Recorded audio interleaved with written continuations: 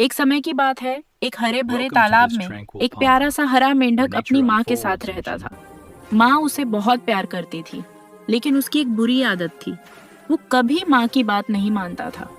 अगर माँ कहती, बेटा पूरब की ओर जाओ, तो वो हंसता और कूद जाता।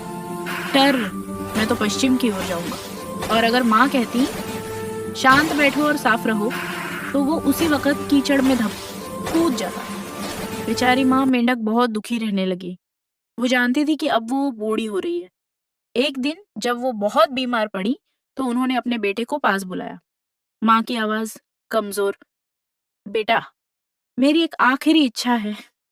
मेंढक की आवाज कांपती हुई, हाँ माँ, मैं वादा करता हूँ, मैं जरूर मानूंगा। जब मैं चली जाऊं तो मुझे नदी के किनारे दफनाना। माँ की असली इच्छा तो थी कि उसे ऊंची पहाड़ी पर दफनाया जाए, ताकि उसकी कब्र हमेशा सुरक्षित रहे। पर माँ जानती थी, उनका बेटा हमेशा उल्टा ही करता है। कुछ दिनों बाद माँ मेंढक चल बसी। अब हरे मेंढक को अपनी सारी गलतियां याद आईं।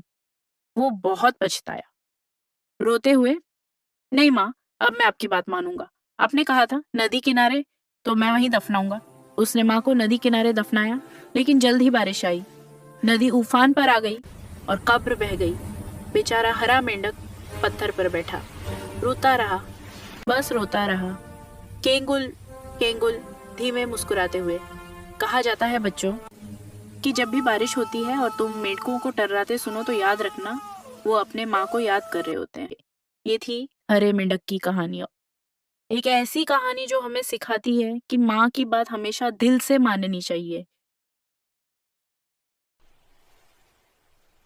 Welcome to this tranquil pond, where nature unfolds in